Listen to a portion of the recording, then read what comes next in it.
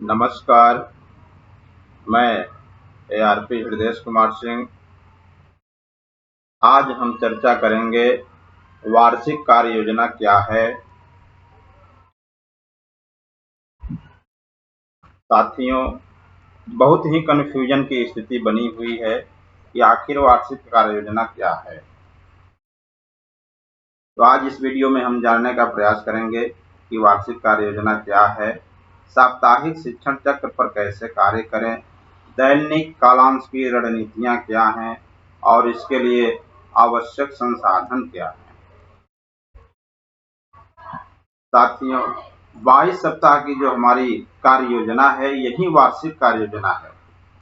इसको भली भांति समझ लें कि वार्षिक कार्य योजना से आशय 22 सप्ताह की कार्य योजना, जो हमारी 22 सप्ताह की कार्य योजना है, वही हमारी वार्षिक कार्य योजना है। इस 22 सप्ताह की कार्य योजना में हमको कुछ शिक्षण उद्देश्य निर्धारित कर दिए गए हैं, इन्हीं को संपादित करना है। ये शिक्षण उद्देश्य अभी हम आपको जो बताने जा रहे हैं, यह गणित विषय का है। साथियों, गणित में कक्षा 1 में 48 शिक्षण उद्देश्य दिए गए हैं, जिसको आपको 22 सप्ताह में संपादित करने हैं। इसी प्रकार कक्षा 2 में 60 शिक्षण उद्देश्य दिए गए हैं, जो आपको 22 सप्ताह में संपादित करने हैं। इन 60 शिक्षण उद्देश्यों में 42 शिक्षण उद्देश्य ऐसे हैं जिनका स्तर कक्षा 1 का है और 18 शिक्षण उद्देश्य ऐसे हैं जिनका स्तर कक्षा 2 का होगा। इसी प्रकार कक्षा 3 में 60 शिक्षण उद्देश्य निर्धारित किए गए हैं, जिनमें 21 कक्षा 1 के स्तर के होंगे, 28 कक्षा 2 के स्तर के होंगे और 11 कक्षा 3 के स्तर के शिक्षण उद्देश्य होंगे। इस प्रकार आपको 22 सप्ताह में कुल 168 शिक्षण उद्देश्यों को संपादित करना है। यह गणित विषय का है। 22 सप्ताह में आपको 168 शिक्षण उद्देश्य को संपादित करना है। साथियों, ये वार्षिक योजना का प्रारूप है, ये आपके टीचर्स गाइड में उपलब्ध है। तो यहाँ पे हम जानेंगे कि कैसे इसको हमको संपादित करना है। यहाँ आप देख पा रहे हैं, ये सप्ताह संख्या है 1 2 3 4 5, इस तरह से 1 से 22 तक के सप्ताह संख्या आपके यहाँ साइड में मिलेंगे। सबसे पहले इसको समझने का प्रयास करेंगे। ये आइकॉन जो बनाए गए हैं, ये शिक्षण उद्देश्य का, शिक्षण योजना का आइकॉन है। ये अभ्यास गतिविधि का, ये समेकन का, ये रेमेडियल गतिविधि का और ये अभ्यास पत्रक का। तो ये आइकॉन को हम समझेंगे। ये जो एक नीचे आइकॉन दिख रहा है, ये नमूने के रूप में दी गई गतिविधि के आधार पर समेकन गतिविधि और रेमेडियल गतिविधि बनाने के लिए दिया गया है। इस प्रकार हम इसको संपादित करेंगे। प्रथम सप्ताह में आपको 3 शिक्षण उद्देश्य दिए जा रहे हैं। प्रथम सप्ताह के साथ साथ जितने भी सप्ताह आपको यहाँ मिलेंगे, 22 सप्ताह, सभी सप्ताह में आपको 3 ही शिक्षण उद्देश्य पढ़ाने को दिया जा रहा है। और ये जो 3 शिक्षण उद्देश्य हैं, ये कहाँ प्राप्त होंगे? आपके टीचर्स गाइड में ये पेज नंबर दे दिया गया है। पेज नंबर 37 से 39 पे आपको ये शिक्षण योजना मिलेगी। इस शिक्षण योजना से संबंधित अभ्यास कार्य आपको पेज नंबर 40 पे, समेकन गतिविधि 41 पे और रेमेडियल गतिविधि पेज नंबर 42 पर प्राप्त होगी। कार्य पत्रक ये बच्चों का जो है वर्कबुक, उस पर मिलेगा पेज नंबर 13 से 19 के बीच में, जो बच्चों से हम अभ्यास कार्य कराएंगे। साथियों, अगर आप एक सप्ताह का ये शेड्यूल समझ लेते हैं तो 22 सप्ताह का शेड्यूल आप समझ जाएंगे। 3 शिक्षण योजना प्रति सप्ताह आपको पढ़ानी है और ये पेज नंबर दिए गए हैं। इन पेज नंबर पर आपको ये सारे संसाधन उपलब्ध होंगे। गणित में सावधिक आकलन, प्रथम सावधिक आकलन आपको 11वें सप्ताह में करना है। भाषा में हम 9वें में कर रहे थे, गणित में हम सप्ताह 11 में सावधिक आकलन करेंगे। इसके बाद पुनः सप्ताह 12 से सप्ताह 17 तक हम अपने शिक्षण साप्ताहिक विभाजन चक्र जो बनाया गया उसी के अनुसार संपादित करेंगे। यहाँ पे आपको ये जो लर्निंग आउटकम बनाए गए हैं वो मिल जाएंगे। प्रति सप्ताह 3, ये पृष्ठ संख्या है संदर्शिका का।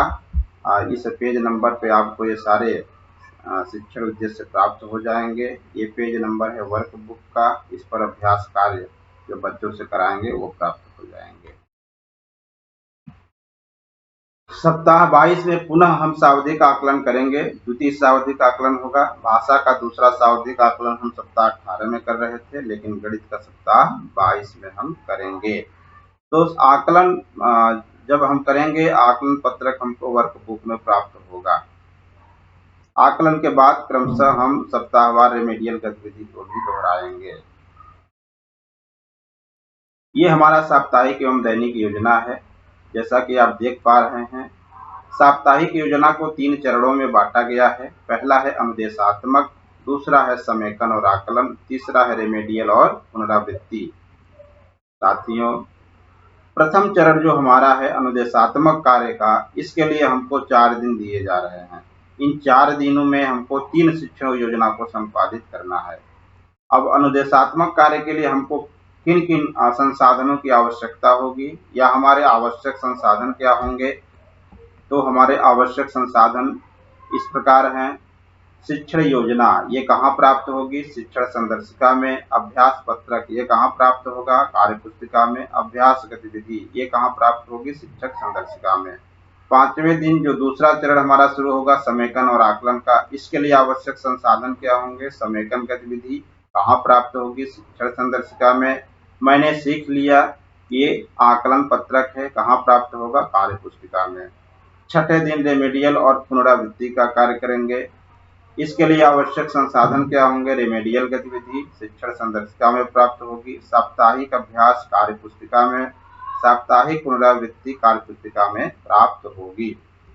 साथियों, 3 कालांश जो बनाए गए हैं, प्रथम कालांश में हम 3 शिक्षण उद्देश्यों पे काम कर रहे हैं। द्वितीय कालांश में 3 जो हमारे अभ्यास कार्य दिए गए हैं उस पर अभ्यास पत्रक पे हम कार्य कर रहे हैं।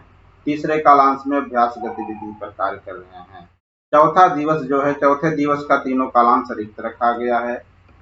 इन रिक्त कालांश का उपयोग आप अपने अनुसार करेंगे। आपको सुविधा जो होगी उसके अनुसार। यदि कोई शिक्षण उद्देश्य बाकी रह जाता है तो चौथे दिवस में आप उसको पूरा करने का प्रयास करेंगे। 5वें दिन समेकन का कार्य प्रथम कालांश में, द्वितीय कालांश रिक्त है, इसका उपयोग आवश्यकता अनुसार स्वयं करेंगे और तीसरे कालांश में आकलन का कार्य करेंगे।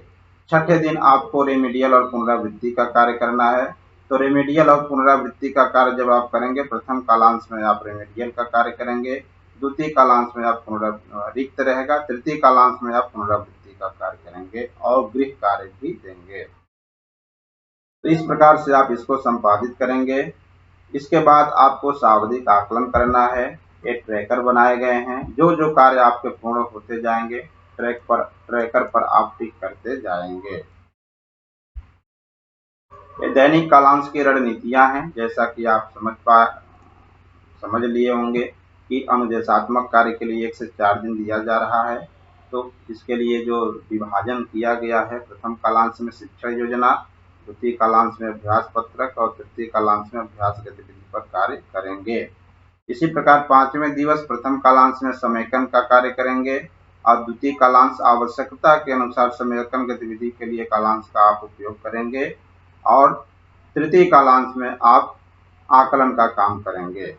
इसी प्रकार 6ठे दिन रेमेडियल गतिविधि साप्ताहिक अभ्यास, दूसरा कालांश आवश्यकता अनुसार, तीसरे कालांश में पुनरावृत्ति का कार्य और गृह कार्य आप करेंगे।